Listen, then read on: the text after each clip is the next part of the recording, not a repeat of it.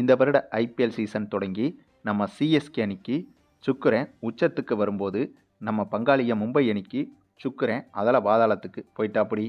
ஆமாங்க, இந்த வருட ஐபிஎல் சீசன் தொடங்கி ஆரம்பத்தில் நம்ம சிஎஸ்கே அணிக்கு தொடர் தோல்விகள் என்பது துரத்திக்கிட்டே வந்துச்சுங்க. ஒரு வழியாக சிஎஸ்கே அணி கடைசியாக விளையாடிய டெல்லி அணிக்கு எதிரான போட்டியில் டெல்லி அணியை ஜெயிச்சு இப்போ சிஎஸ்கே அணி இந்த சீசனில் வெற்றி கணக்கை தொடங்கியிருக்காங்க. அதுவும் டெல்லி அணியை வீழ்த்தி சிஎஸ்கே அணி புள்ளிப்பட்டியலில் கடைசி இடத்துல இருந்து அடுத்த இடத்துக்கு முன்னேறி இருக்காங்க. அது மட்டும் இல்லாமல் நம்ம சஞ்சு சாம்சனும் இப்போது ஃபார்முக்கு வந்துட்டார். ஏன்னா டெல்லி அணிக்கு எதிராக இவர் தான் சதம் அடித்து சிஎஸ்கே அணியின் வெற்றிக்கு முக்கிய பங்காக மாறியிருந்தார்.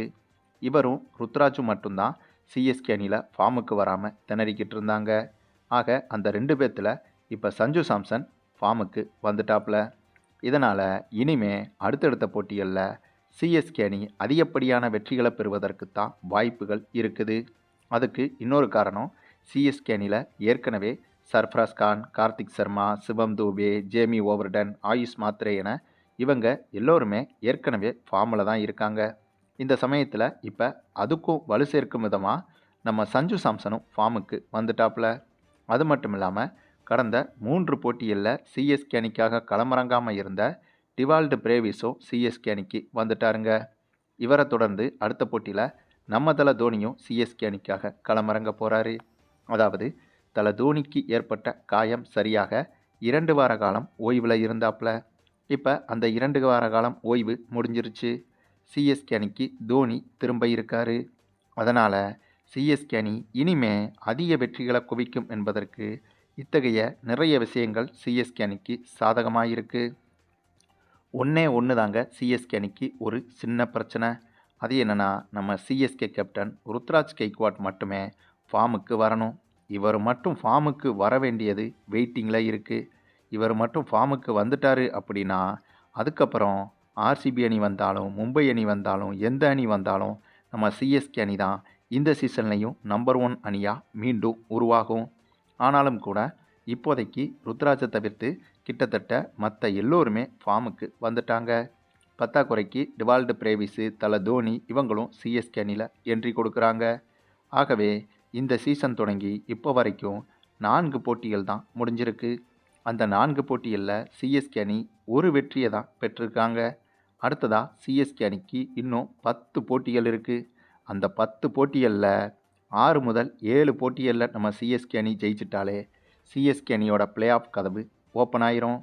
இப்படியாக சிஎஸ்கே அணிக்கு முதல் 3 போட்டிகள் வரையும் இந்த சீசனில் உச்சத்தில் இருந்த சனி போய் இப்போ சுக்கிரன் உச்சத்துக்கு வந்துட்டாப்புல.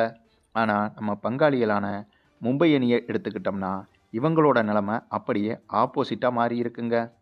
ஏன்னா மும்பை அணி இந்த சீசன் ஆரம்பித்த முதல் போட்டியில் வெற்றியோடு தொடங்கினாங்க. ஆனால் அதுக்கப்புறம் தொடர்ச்சியாக இதுவரைக்கும் 3 போட்டிகளில் தோத்துட்டாங்க. அது மட்டும் இல்லாமல் இந்த வருட பிளே ஆஃப் வாய்ப்பையும் மும்பை அணி கிட்டத்தட்ட இழந்துட்டாங்க அப்படின்னு சொல்லலாம்.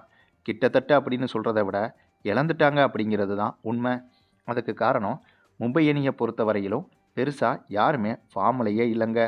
ஓப்பனிங் பேட்ஸ்மேன்களில் தொடங்கி கடைசி பேட்ஸ்மேன்கள் வரைக்கும் பெருசாக யாருமே ஃபார்மில் இல்லை. பத்தாக்குறைக்கு மும்பை அணிக்கு ஒரே ஒரு நம்பிக்கை தூணாக இருக்கிற நம்ம பும்ராவை கூட 14 வயது சிறுவன் சூரியவன்சி அசால்ட்டாக பல சிக்ஸரை அடித்து பும்ராவோட அந்த ஒரு நம்பிக்கையையும் உடச்சி விட்டாப்புல. ஆக அந்த ஒரு மேட்சுக்கு அப்புறமா பும்ராவோட பந்து வீச்சும் மிகப்பெரிய பின்னடைவை சந்திச்சிருக்கு. அது மட்டும் இல்லாமல் பும்ரா எப்பேற்பட்ட பவுலர் என்பது எல்லோருக்குமே தெரியும். ஆனால் அவரால் இந்த சீசனில் இதுவரைக்கும் 4 போட்டிகளில் விளையாடி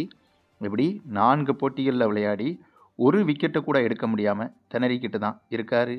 அது மட்டும் இல்லாமல் கடைசியாக நேற்று நடந்த ஆர்சிபி அணிக்கு எதிரான போட்டியில் மும்பை அணி படு மோசமாக விளையாடி தோல்வியை தழுவினாங்க. அதாவது ஆர்சிபி அணி இந்த போட்டியில் முதல்ல பேட்டிங் செஞ்சு நேற்று 240 ரன்கள் வரை எடுத்துட்டாங்க. பின்னர் இதனை சேசிங் செய்ய களமிறங்கிய மும்பை அணியோ கிட்டத்தட்ட 16 ஓவர்களில் வெறும் 150 ரன்கள் மட்டுமே எடுத்து முக்கியமான பேட்ஸ்மேன்கள் எல்லோருமே அவுட் ஆகியிருந்தாங்க. அதாவது கிட்டத்தட்ட 90 ரன்கள் வித்தியாசத்தில் இந்த போட்டியில் மும்பை அணி தோக்க வேண்டியது. ஆனால் கடைசி நேரத்தில் ருதர்ஃபோர்ட் என்ற பேட்ஸ்மேன் களமிறங்கி இனிமே ஜெயிக்க முடியாது அப்படிங்கிறது நல்லா தெரிஞ்சுக்கிட்டு வந்தா வருது போனா போகுது என குருட்டுத்தனமாக பேட்டிங் செஞ்சதால் மும்பை அணி 222 ரன்கள் வர மும்பை அணி வந்துட்டாங்க. அதாவது என்னதான் மும்பை அணி இந்த போட்டியில் இலக்குக்கு பக்கத்தில் வந்தாலும் கூட அது குருட்டுத்தனமான எந்த ஒரு நம்பிக்கையும் இல்லாமல் அடிக்கப்பட்ட ரன்களாகும். அதாவது மும்பை அணியோட ஆட்டம் கிட்டத்தட்ட 16 ஓவர்கள்லேயே முடிஞ்சு போச்சு.